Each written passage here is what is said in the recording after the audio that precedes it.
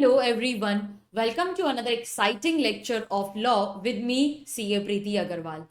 In my earlier session, we had started by analyzing company as a form of organization.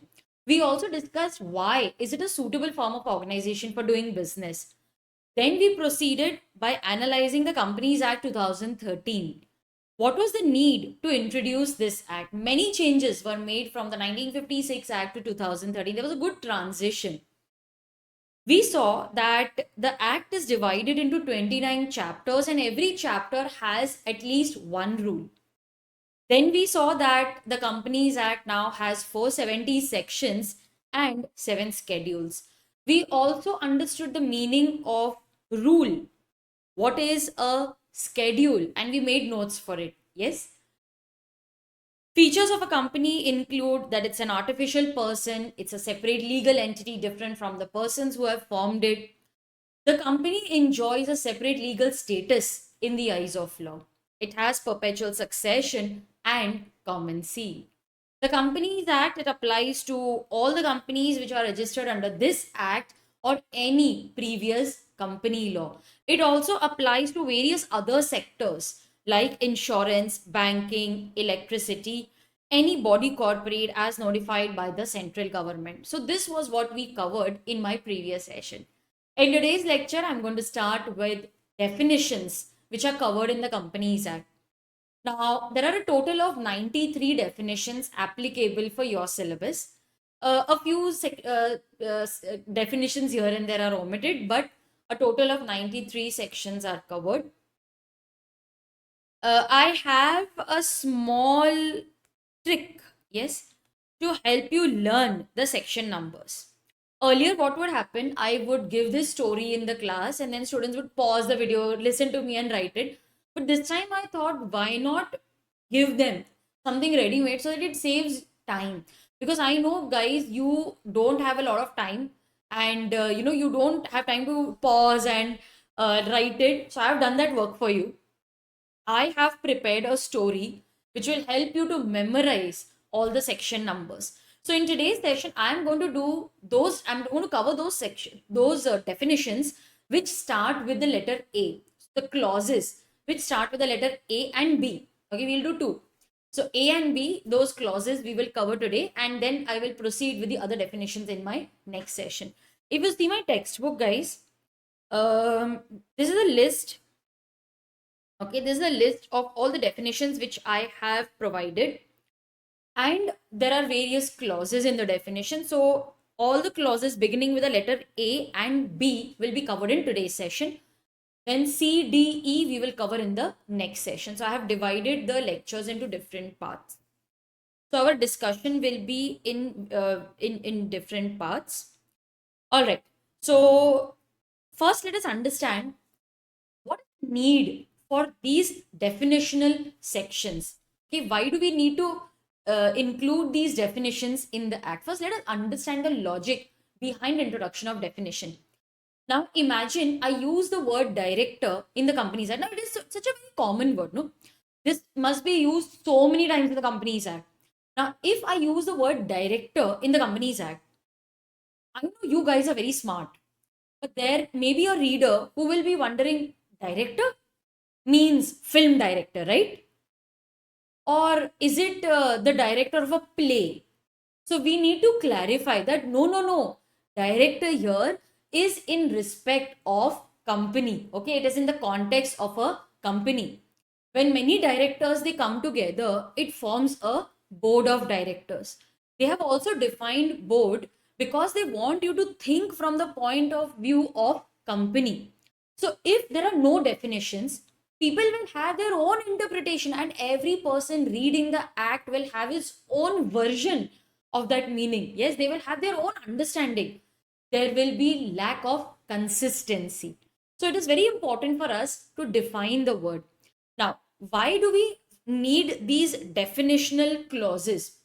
Now, imagine if I use the word director, if I talk about the word director, it is used so many times in the Companies Act. Okay, that is the most frequently used word in the Companies Act. If I go to define the word director every time, the act will become so bulky. So it is better to define the word director at one place, and then whenever it is used in the act, this is the meaning that will be attached to it. So again, it brings about a lot of consistency that wherever the word is used, this is the meaning that you will attach to it. So definitions are basically provided to give you an explanation of the terms which are very peculiar to that particular act. We will also later on study the General Clauses Act in other laws. Now, General Clauses Act also provides definitions, but it provides those definitions which are like generally used, and you will find those definitions in many acts, like the word commencement, like the word act. So these are words which you will find in almost all the enactments. So those generally used definitions are mentioned over there. But the specific words which are specific to this particular act, they have to be defined in the definition itself. Yes, and they have to be defined in the act itself. So, what is the need of definition? The first is that it has assigned a specific meaning to that word. Anyone who's reading the act will assign the same meaning as intended by the lawmaker. So, when these laws were being drafted, the lawmaker must have had something in his mind, right? And he wanted to attach that meaning. So, he's just expressing that when I use this word, this is what I had in mind. So these definitions actually bring about the intention of the lawmaker. Okay, so they bring about consistency. They help us to understand the intention of the lawmaker. They help us to every person will define and they will understand the same word in the same sense. So this is the benefit and this is the need for defining certain terms. The definitional sections or the clauses. Now, this was something which we had discussed earlier also at foundation level, that the definitions in the act are generally in section 2. I'm using the word generally because it is not compulsory. Like a negotiable instruments act, it is not defined in section 2. But generally, the definitions are given under section 2.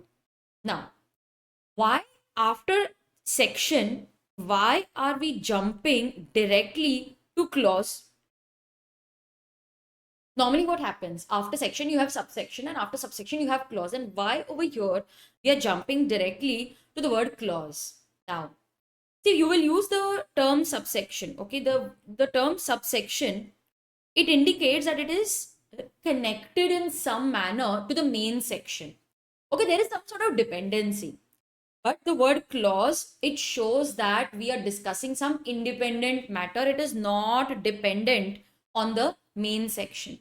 Now, as far as the definitions are concerned, is one definition dependent on the other definition? No. Each and every definition is different, independent, and it is unique. That is why instead of subsection, we directly write the word clause. Okay. Ma'am, sometimes we see that section 2 is mentioned, then they write alphabet A, B, C, some that letter A, B, C is written. But sometimes we see that they write 1, 2, 3. Why is that so? Now, there are only 26 letters in our alphabet. Now, these are letters and they come together and form alphabets. So, there are only 26 letters in the alphabet. Now, if you have definitions which are less than 26 in number, then you use ABC, clause ABC. But if you feel that there are definitions which may exceed 26, so yes, instead of ABC, you can write 1, 2, 3. Like in the Companies Act, we have around 93 definitions, to be precise, 96 definitions. So it is not possible for us to write clause A, B, C, D. That is why you will find clause 1, clause 2, and so on. The definitional sections or clauses. Okay, let me erase this so that we can highlight our keywords now. The definitional section or clauses, they are also known as internal aid to construction. Now let us break this and understand. What is the meaning of the word aid? Aid means help. Okay.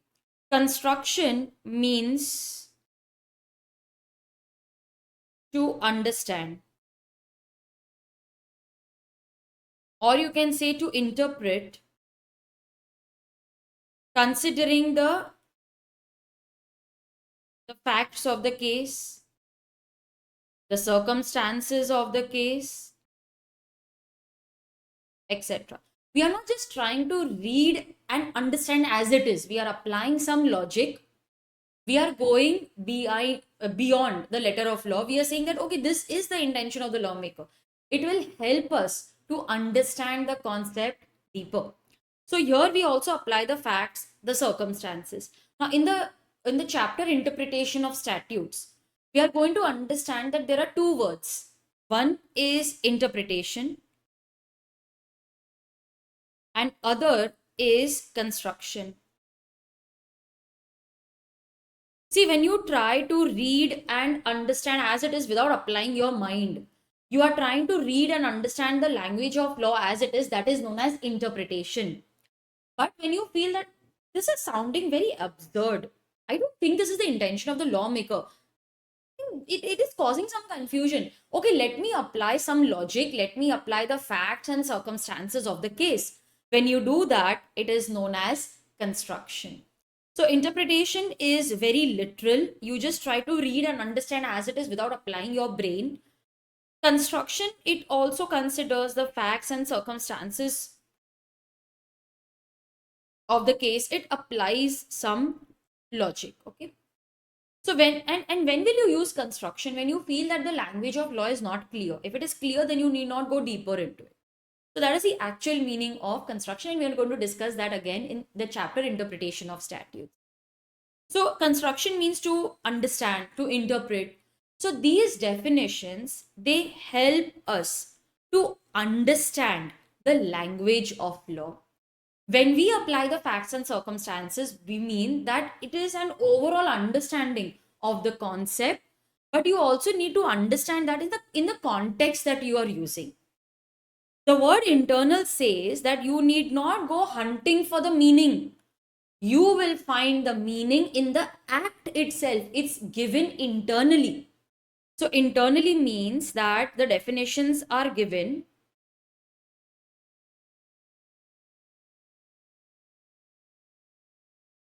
in the act itself. All right. So what is the meaning of the definitional section? They are also known as clauses. Why clauses? As I already explained, that each definition is independent. It is not dependent on the previous definition. So because everything is independent, we use the word clause. It is an internal aid to construction. Now let us join this and understand. Internal aid means these are the definitions which you will find in the act itself. They help us to understand certain terms, certain words which are used in the Companies Act. They can be of immense help in interpreting or construing. Okay, construing means understanding. The enactment means law or any of its part. So these definitions help us to understand the various words, the terms used in the act. Now there is a trick to memorize the definition, the number section numbers. Okay, so I have made a story. Now you do one thing. Okay, you keep this list in front of you. All right, now you wait, don't write anything, keep this list. I'm telling you the story, just keep these words in front of you. Okay, just keep this in front of you and listen to the story.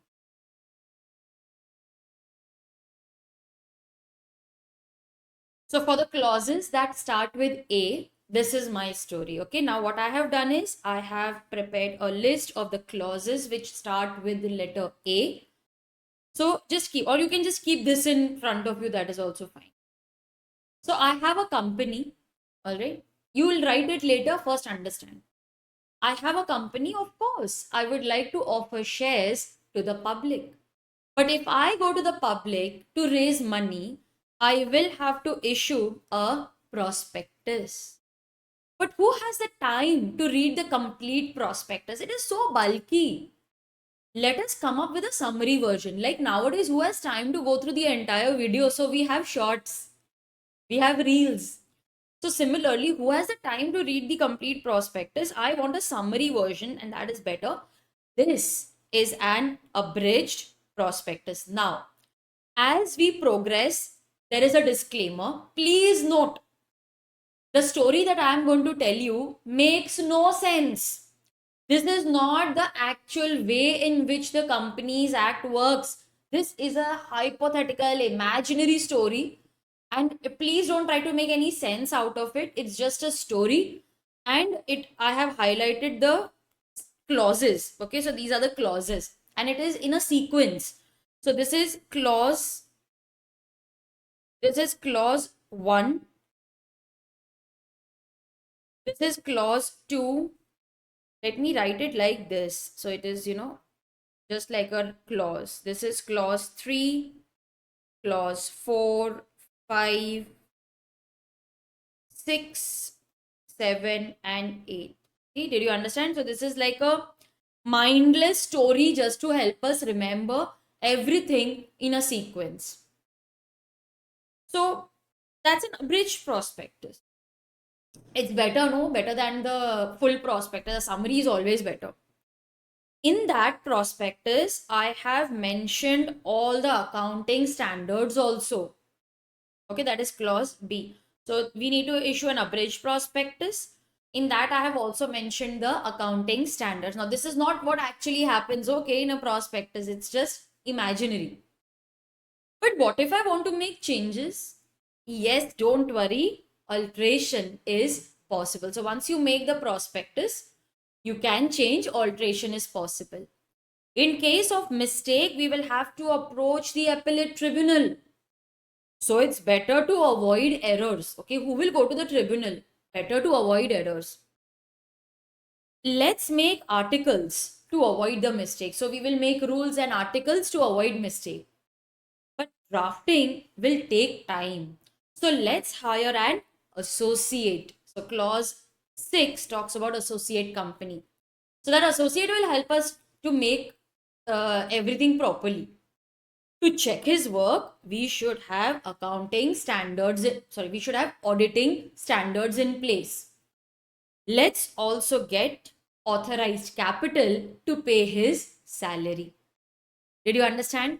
So we want to make a prospectus to offer shares to the public, but who will read the entire prospectus? Let's make an abridged prospectus. So in that, we have also mentioned the accounting standards.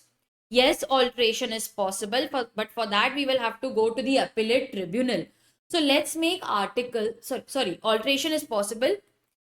But if we make mistakes, we have to go to the appellate tribunal. So let's make articles to avoid the mistake. Let's hire an associate to help us do all this work. But to check what he is doing, we should have auditing standards in place. And let's also get some authorized capital to pay his salary. It's interesting, right?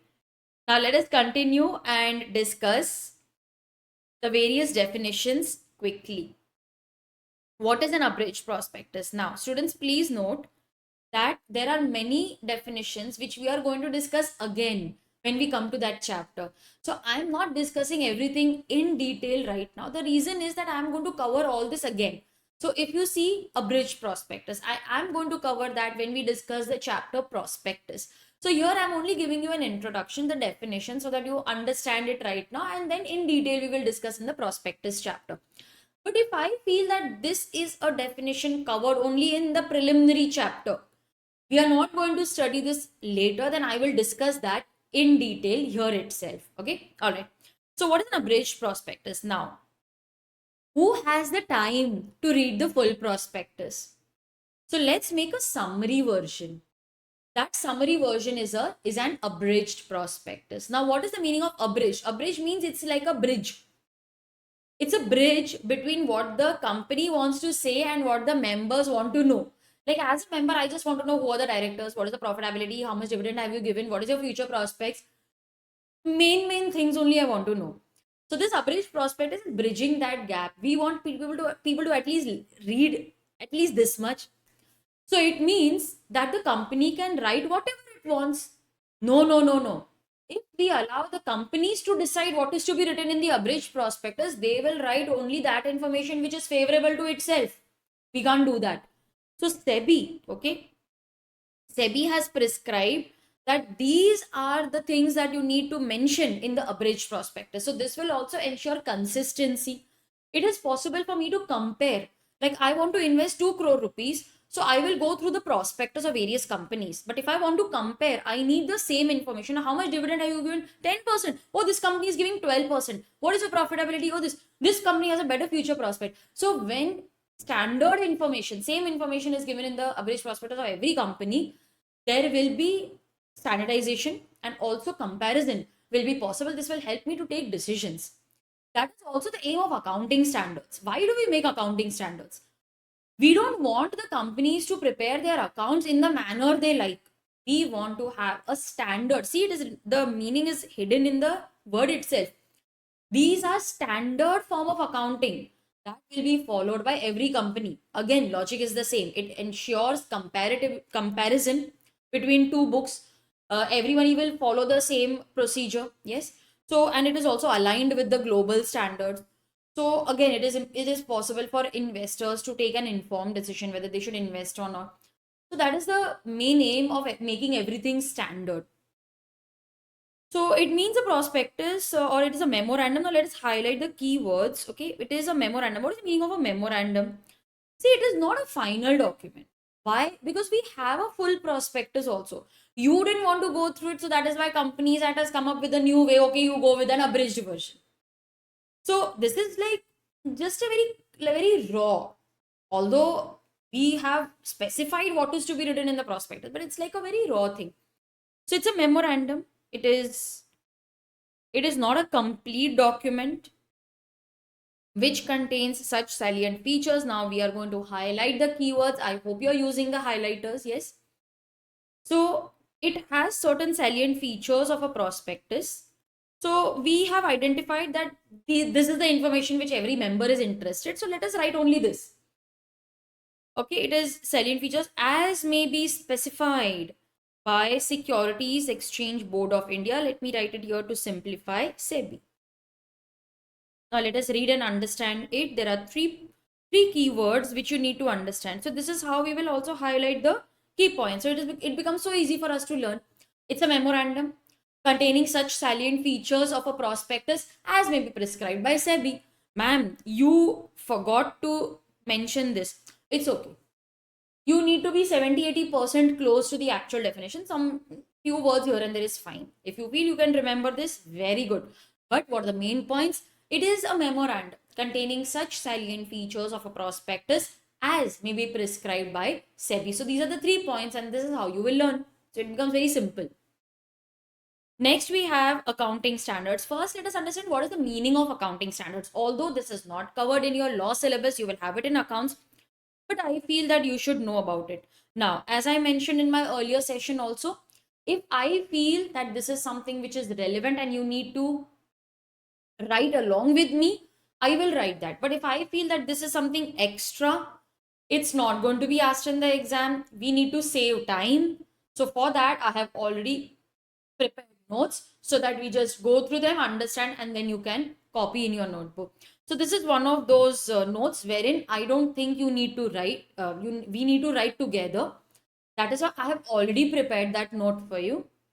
Accounting standards, they specify how the transactions, other events, now the keywords are, how should they be recognized? What are the principles to be followed? How it is to be measured, presented, and disclosed. So see, it is very streamlined. How to recognize, how to measure. Okay, recognize. Oh, this needs to be recorded. How to measure it, how to calculate it. First, you should recognize that this is something which I need to record. How to measure, how to present the data, and how to disclose it. Where it should be written. Should it be written in the P&L or the balance sheet, board's report, etc. Okay, so basically here accounting standards don't talk about the board's report. That is just to tell you about disclosure. This restricts itself to the preparation and presentation of the financial statements. Accounting means it is related to financial statements.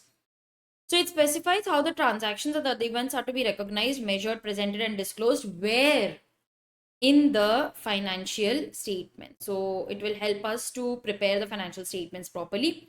Like for example, you have accounting standards for the method of depreciation, revenue recognition, lease classification, etc. What is the need for accounting standard? It ensures uniformity, as I already mentioned earlier. Everybody will prepare their accounts by following these standards. So everything is standardized. It ensures transparency. How? See, when I say that these are the 10 things that you need to record, These are the 5 things that you need to disclose. Everybody is doing that. Okay. Also, who decides this? Company doesn't decide. Law says that this is something which you have to mention. So there is transparency. Company will not try to hide things. Company will not only disclose something which is favorable to them. So because the law says you have to mention this, so even if the company is in loss, that information is required to be mentioned, so you cannot escape. It ensures that true correct information is given to the outsider. So it encourages transparency. Company is not hiding anything because law says you have to disclose. I am disclosing it. I'm not hiding that I'm making loss this year. Consistency. Every year I will record. I can compare the accounts of 1 year with the previous year. I can also compare with of one company with the other company because everything is consistent. It ensures comparability across companies. It aids proper decision making by investors. Now this will help me to decide the company in which I should invest my hard earned money. It ensures common accounting language across sectors. So every company is recording it in the same manner. So they're using the same language, the same word. Now, if you are using daters, that person also using daters.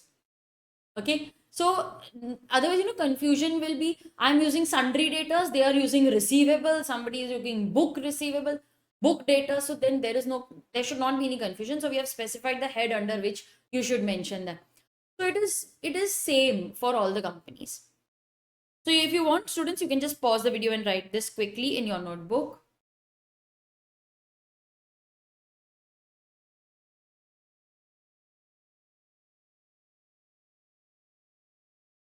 Okay. So accounting standards, they are standards of accounting. Now let's highlight the words and write down certain recall points, okay, pointers. What is it? Okay, what is it? Like, you keep asking yourself questions and the definition will automatically be answered in your head. What is it? Okay, what are these accounting standards? They are standards of accounting. Just the standards? No, we can sometimes write some addendum, means addition or extra information also. Addition or extra information. For companies or class of companies referred to in section 133. What is given in section 133? I have mentioned that below. See here. Okay, so this is my color coding. What is it? What are accounting standards? They are nothing but standards of accounting. What do we write? We either write those, we either follow those standards, or we are expected to write some extra information. Who has to follow it? Okay.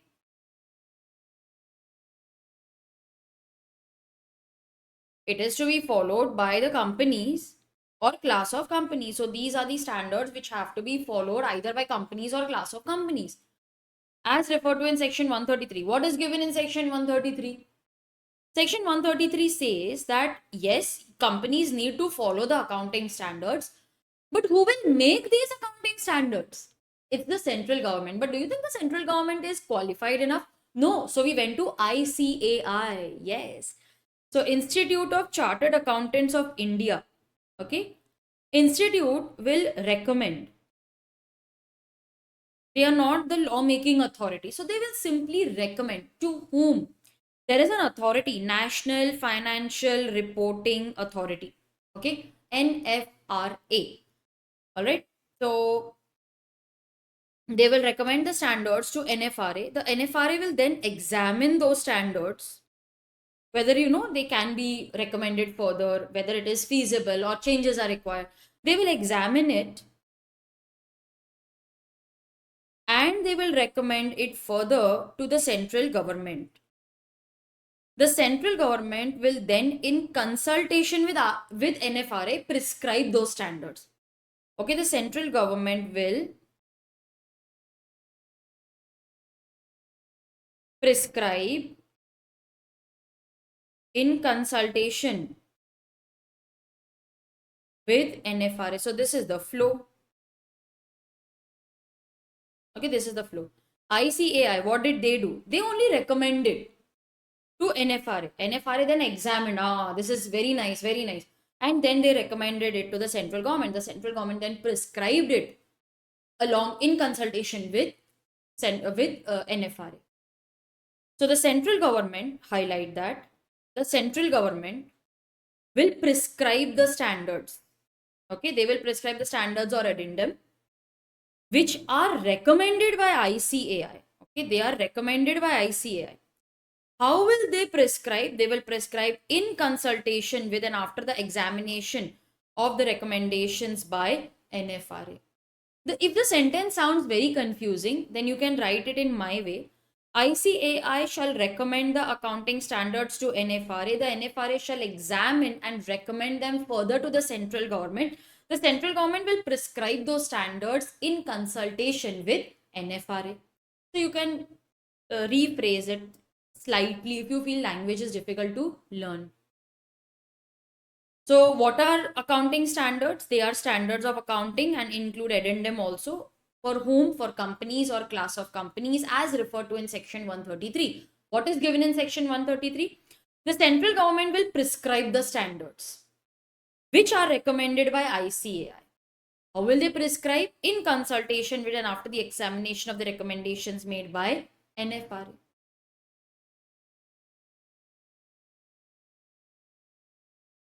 As per Rule 7 now, see, there was a time when NFRA was not constituted. Okay, but now it is. Now the rules are very clear. But they have also clarified that until the NFRA is constituted, so till the time NFRA was not constituted, the standards of accounting which was specified under Companies Act 1956 were considered as the standards of accounting. Okay, so till the time NFRA was not formed, the accounting standards as given by Companies Act 1956, they were followed. What was the procedure over there? In that case,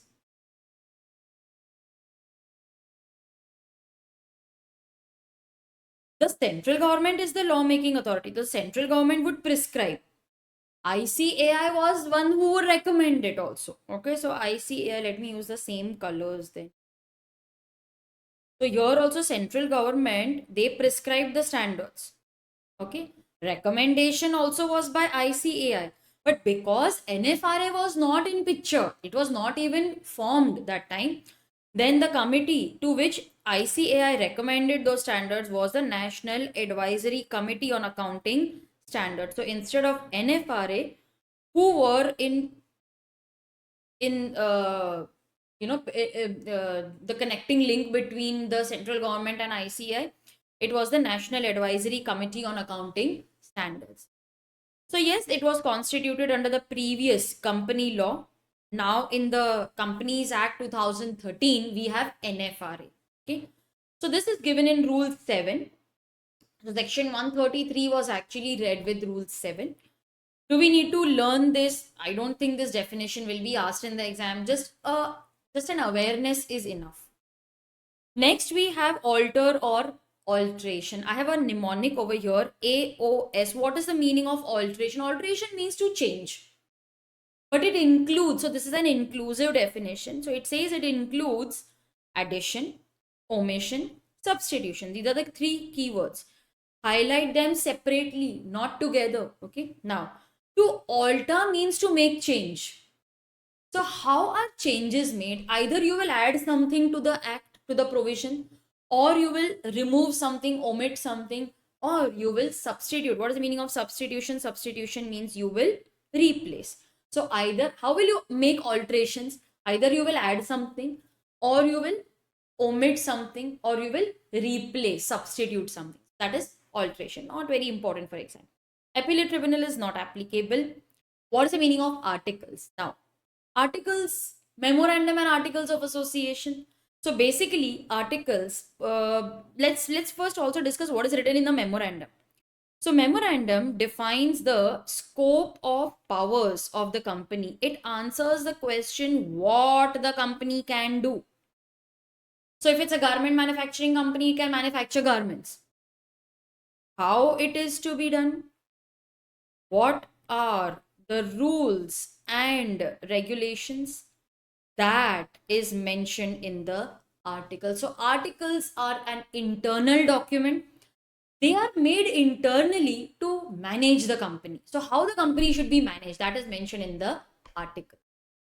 So articles mean the articles of association which were originally framed. Originally will be at the time of incorporation. Okay. So they were originally framed means it will be at the time of incorporation. And articles also include the ones which were altered from time to time. So wherever the word article is used, you will not say, oh, that article which we used at the time of incorporation. No, no, no. At the time of incorporation plus whatever alterations you have made. So we want the latest to be considered as the articles. Ma'am, I don't have articles. All right, what was applied to you? This includes the model article. So sometimes when we are not ready with the article, so law says, okay, these are the model articles which you need to follow. So they will apply schedule 1 and these are the model articles. Okay, either in this law or previous law. So you cannot say though my company made articles during the 1956 Act. Don't worry, you are a company. This act is applicable to you. That article will continue to apply. Next, we have the definition of an associate company. I'm not covering it right now. I will cover it when we discuss types of company. Okay. Then we have auditing standards, very similar to accounting standards. So what are auditing standards? They are standards of auditing. Okay. Now, what is the meaning of audit? See, you have prepared the books of accounts, but have you prepared them correctly? I want to check it. That checking is known as auditing. So, what is an auditing standard? It's nothing but a standard of auditing. It means checking, but it also includes certain additions. Okay, so these are the standards. Have you made certain additions to it? Is there some extra information that we need to consider? Okay. Isn't it very similar to accounting standard? For whom are we setting this? See, these standards are applicable to companies or class of companies. Okay, so to whom are these applicable? Either to a company or a class of companies. Okay. So what happens in this case? See, the sequence is very similar. ICAI, okay, they will recommend the auditing standards to whom? NFRA. Then the NFRA will examine it and they will further recommend it to the central government. The central government will then prescribe those standards in consultation with NFRA. Earlier, when there was no NFRA, they would make the central government, they would prescribe in consultation with ICAI. But now we have NFRA. The constitution is also determined. The central government, all right. So who prescribes it? Central government prescribes it. Who recommends it? ICAI recommends it. How does the central government prescribe it? In consultation with and after the recommendations of NFRA. Okay. So what was the procedure when there was no NFRA?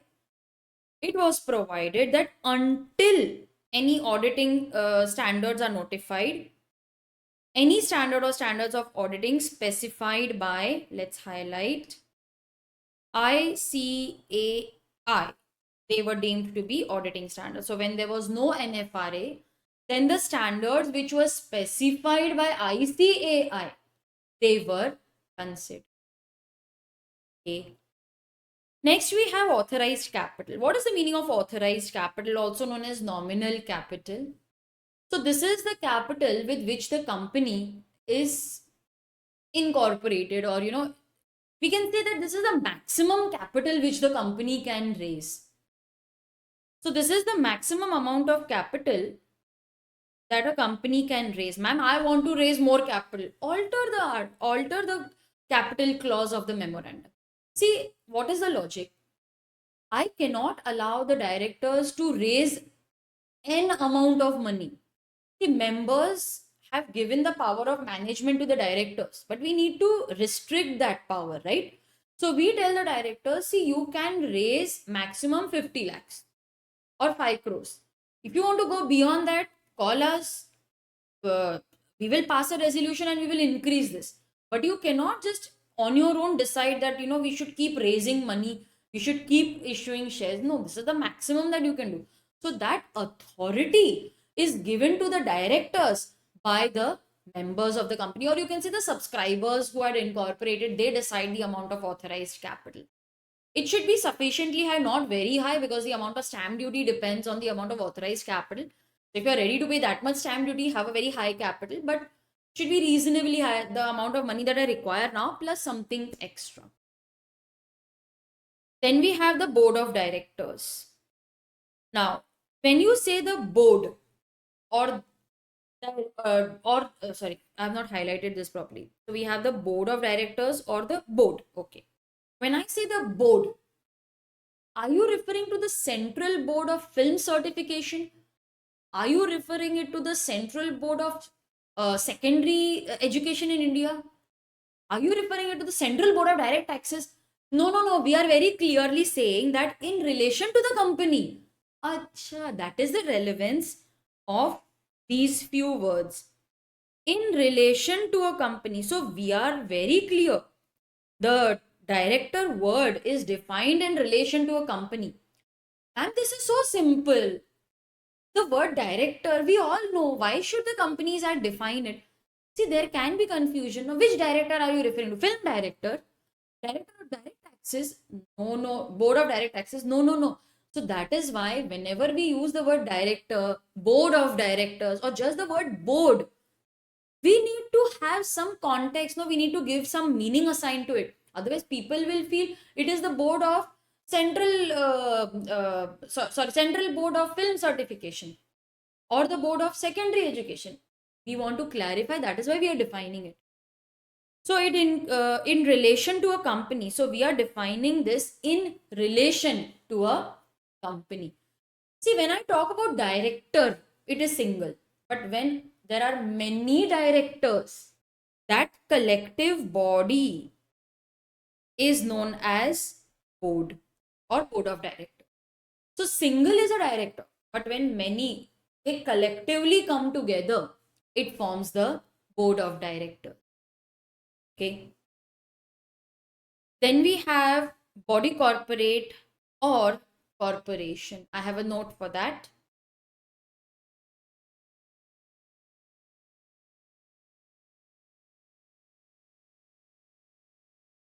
So, how will you differentiate between company and body corporate? Now, this is one doubt which many students have. Okay.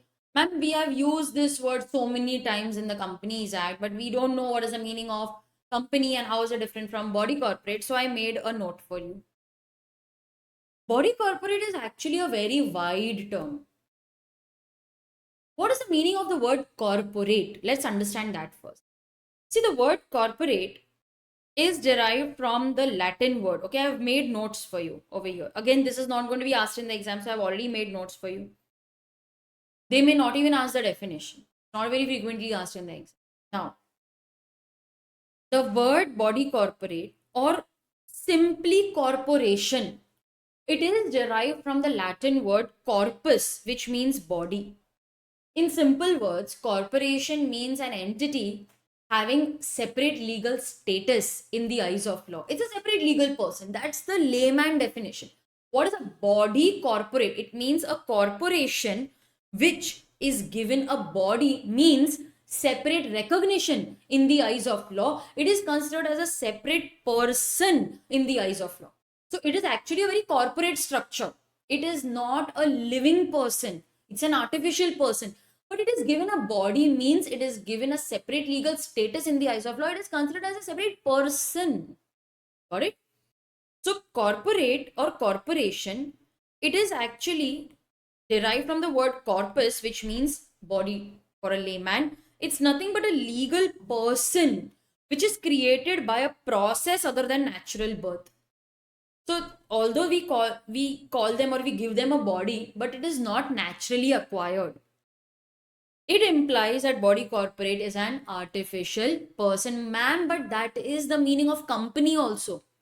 We will differentiate. Please wait patiently.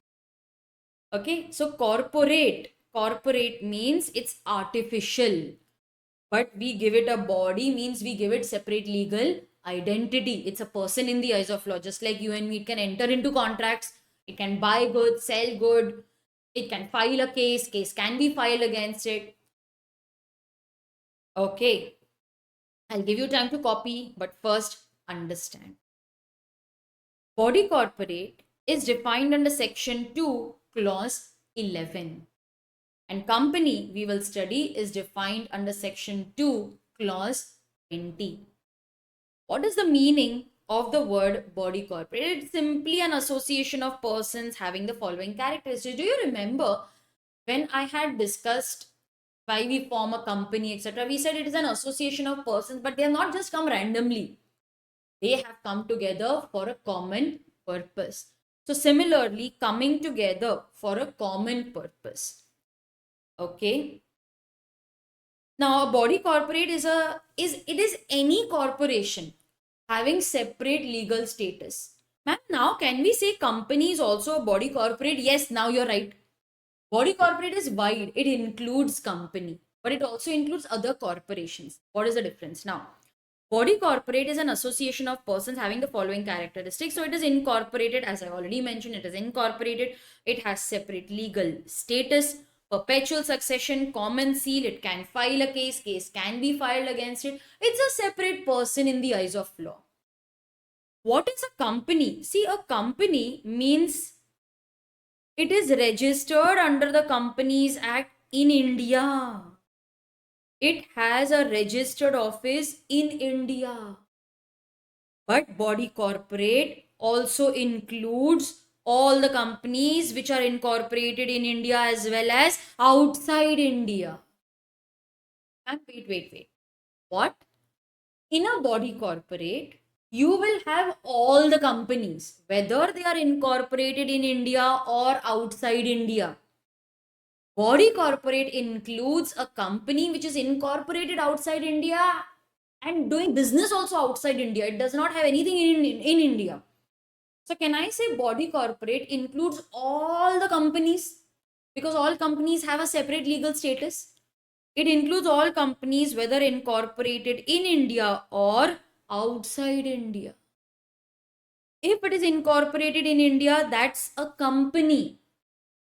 It is incorporated outside India, it's a body corporate. Okay.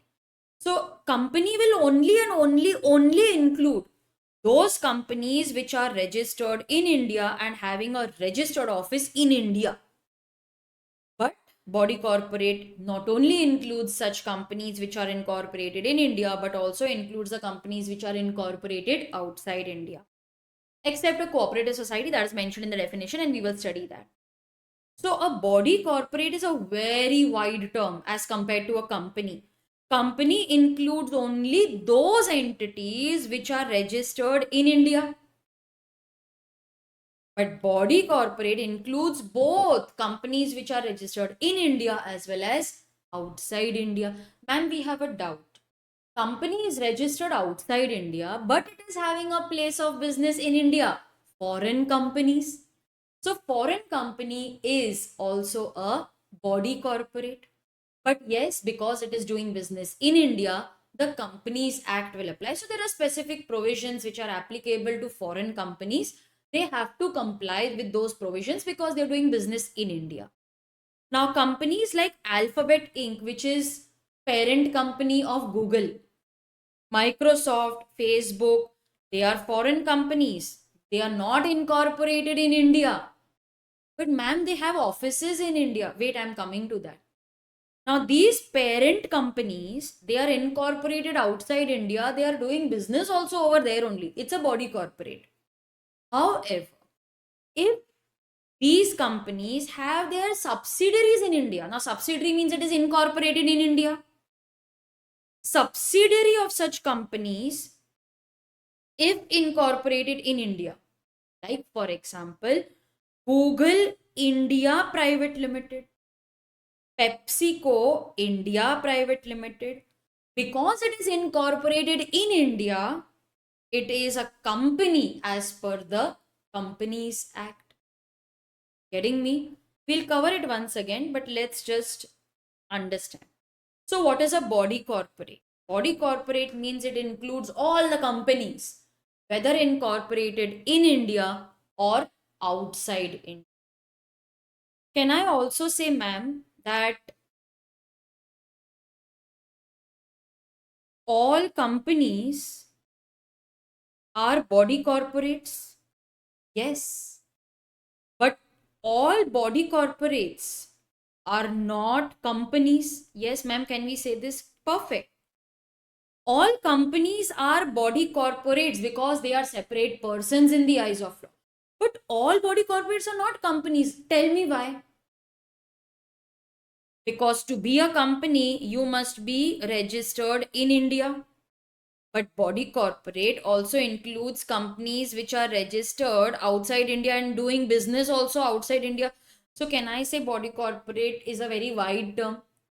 It includes companies which are incorporated in India, but it also includes companies which are incorporated outside India. Are you getting me? Once again, the word company covers only those companies which are incorporated in India, but body corporate covers businesses which are incorporated in India as well as outside India. So, all companies are body corporates, but all body corporates are not companies. Okay. You can write this now.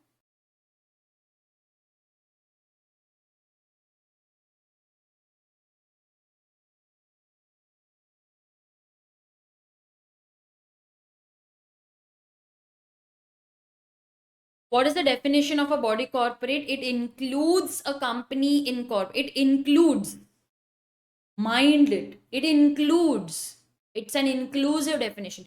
It includes the company incorporated outside India. Can I say it simply means that companies which are incorporated in India are body corporate, but it also includes the companies which are incorporated outside India. So it is understood that companies incorporated in India are covered, but it also includes the companies which are incorporated outside India. It does not include a cooperative society or any other body corporate notified by the central government. Okay, so that is excluded from the definition of a body corporate. Write this. Write this.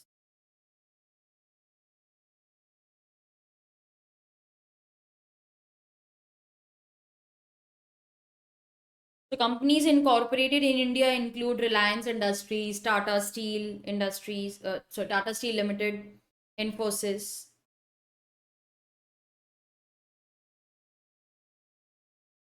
Finished writing. This is not.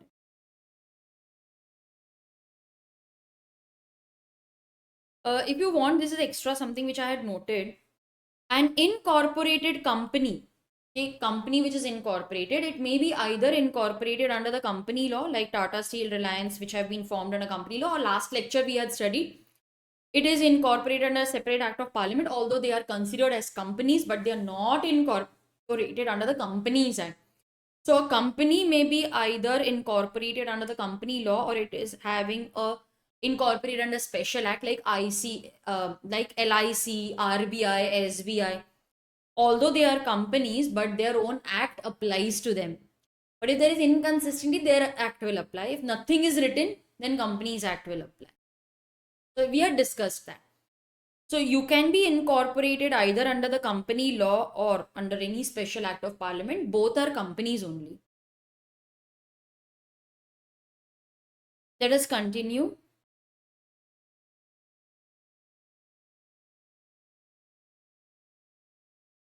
So this is covered. Now book and paper, book or paper, again not very important for exam. It includes books of accounts. I have prepared a mnemonic B D square V W M. Okay, BD square V W M. It includes books of accounts, deeds, vouchers, writing, documents, minutes, registered, maintained either on paper or in the electronic form. Now, book and paper, book or paper, it's the same. It includes books of accounts, we know this. What is the meaning of a deed? It's nothing but a written contract. A deed can be defined as any written document or an instrument that gives specified natural person control or rights over an asset. I want to buy this property, I prepare a written deed. It gives me the right to this property. So, deed is nothing but an agreement in writing, giving me certain rights. Okay, write this. So, it includes books of accounts. You know what are books of accounts? Deeds, vouchers. Now, I spent 5,000 rupees for the company. I went to income tax office. I went to few other places. So for traveling, I incurred 5,000 rupees in this month. I have all the bills. Okay. So I have kept all the receipts. I take the receipts. Then the company is telling me you want reimbursement. Okay. Take this voucher, fill it, attach that proof, give it to the company. Then the company will give me reimbursement that okay, you spent for us, take this. So that document in which I filled the details, I spent, I went for traveling, etc. And I attached the proof. That is known as a voucher. Now, in that sheet, the company will also write this account will be debited and this account will be credited in our books. It will be signed, then it will go to higher authority, he will approve. That entire bunch, wherein you have the proof of travel receipts and the paper wherein you write who made the spend, which account will be debited in the books, which account will be credited. That entire bunch is known as a voucher. That's also a document. All writings, documents, minutes. Minutes means meeting was conducted. I will not remember what was discussed, so I write it down. That is known as minutes. We are going to study that later. Registers, like register of charge, register of members. It's again a written document. These are also known as books. You can either maintain in paper or it can be maintained electronically. Books of accounts. It includes all the sums which we have received. Sorry, all records. Let me write it. It includes records maintained. What are books of accounts? Records which are maintained. For what? For what are these records maintained? See, company does so much business, they will not remember everything. They need to write it. Then on the basis of that, they will determine their profitability, pay taxes. So law says maintain records. Then our question is, for what all things we need to maintain record? We'll tell you. Whatever money you have received, whatever money you have spent, we prepare cash book for that. Money received, money spent. Logical. Sale, purchase, asset, liability, items of cost. For this, we prepare cost records, but only for certain companies. We are going to study this again in the unit accounts of companies. That is, I'm not going into detail right now. But it is very logical. What is books of accounts? Any record which you maintain. What is my keyword over here? Record. Okay, record. For what do I maintain record? Money that I have received, money that I have spent, goods that I have purchased, goods that I have sold. So for purchase, you maintain the purchase book. For sale, you maintain the sale book. For cash, you maintain the cash book. For asset liability, you maintain the journal. And certain companies which are engaged in manufacturing, they may be required to maintain cost records. Okay, then we also audit this. We do cost audit. So basically, cost records are maintained to determine the cost. On that, we add the profit and determine the selling price. So we want to know what all went in that cost. So money received, money expended or spent, goods purchased, goods sold, asset and liability, and item of cost. So these are the things that constitute my books of account. Branch means any establishment which is described by the company. This is my branch. Okay? Not important for exam. So students, this was today's session where we discussed the definitional clauses starting from the letter, beginning with letter A and B. We also studied how to memorize the sections. In my next session, I will continue the clauses. Okay, I did not give you the story for the clauses starting with B, right? Okay. So story for the clauses starting with B. Now this is the story. These are the clauses. Now we have started the business. We are going to sell goods. We will get money for that. We need a bank account. Now that we are accepting money, let's open a bank account. We should approach a banking company. For that, we need the approval of the board of directors. Why? Why do we need the approval? Because company is a body corporate. So to open bank account, we need approval of the board of directors. Okay. Oh, it's a body corporate. In that case, we will have to maintain books and papers. We also need to maintain proper books of accounts and ask the branch office also to make proper records. Isn't it easy? So we need to open a bank account, go to the banking company. We need the approval of board of directors. Why? Because it's a body corporate. Oh, so we need to maintain books of accounts, and branch also needs to maintain it. So this story actually covers the letters, the clause starting with letter B. Please pause and write this.